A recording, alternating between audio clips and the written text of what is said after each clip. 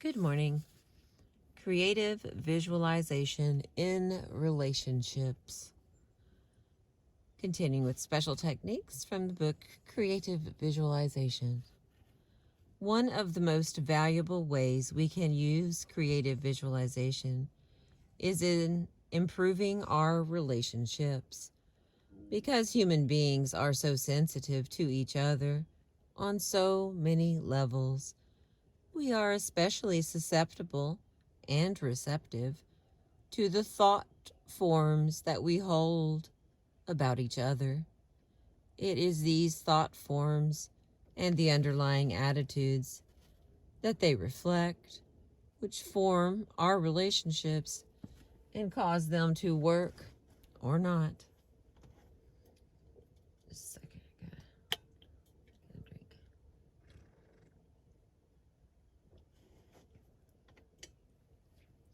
Excuse me. In relationship, as in everything else, we get exactly what we believe in, expect, and ask for on our deepest levels.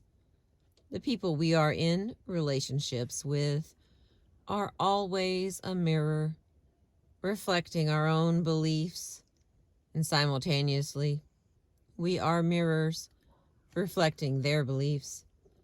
So, relationship is one of the most powerful tools for growth that we can have.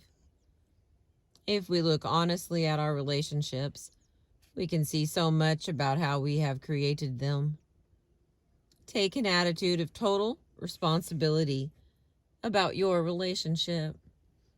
Assume for a moment that you alone are responsible for creating it the way it is. No matter how much it may look to you like the other person is responsible for certain things. If there are certain things about the relationship that are unsatisfying to you, ask yourself why and how you have created it that way. See if you can discover what core beliefs you have that cause you to create a less than satisfying, happy, loving relationship. What is the payoff for you in keeping yourself in an unhappy space? Oh, there is always a payoff in everything we do. Otherwise, we wouldn't do it.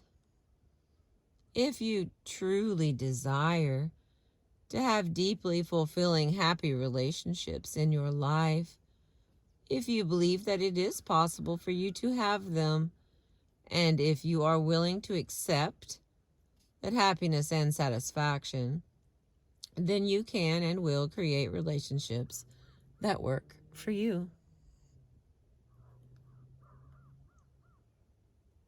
Here are some things you can do to help you with your relationships.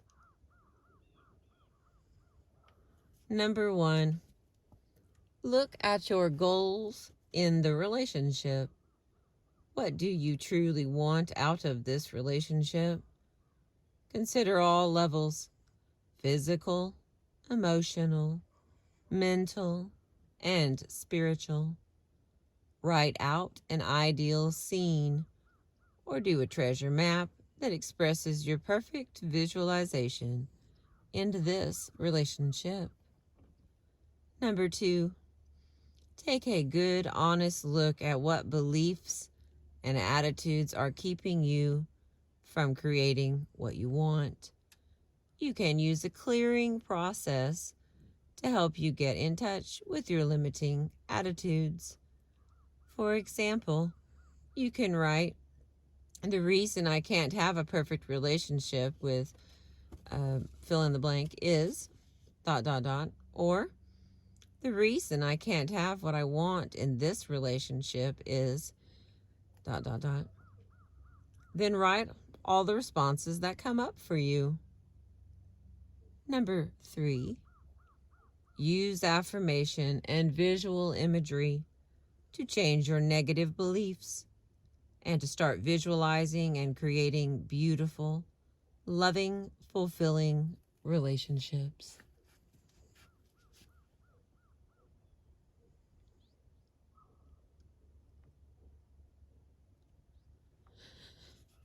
Pretty soon.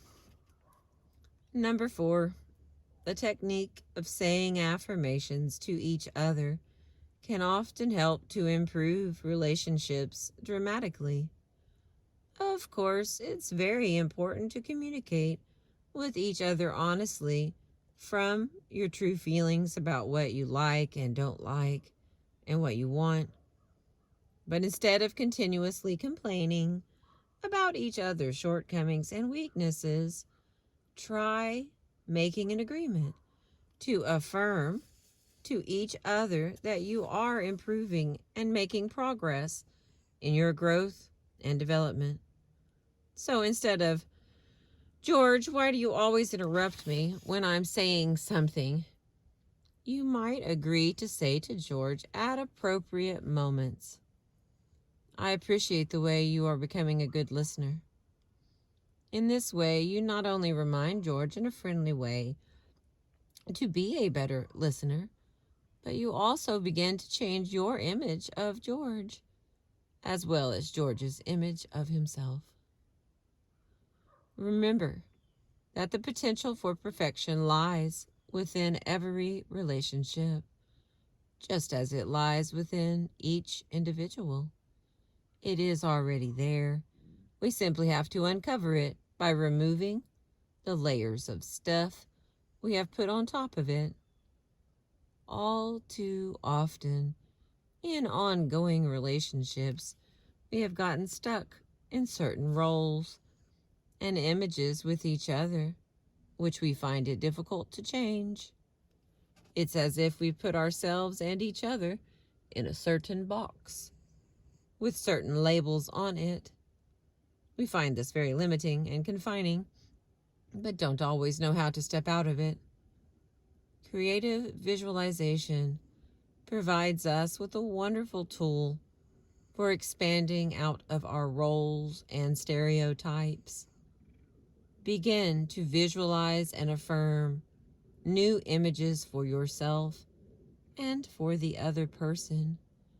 See the potential for positive change within every person and every situation, and give energy and support to that positive change through creative visualization. And that is the end of part 4. Thank you for listening. I appreciate you catching the sunrise with me and the lifting fog, frost on the grass, snoring dog in the car. Have a wonderful day. I appreciate you.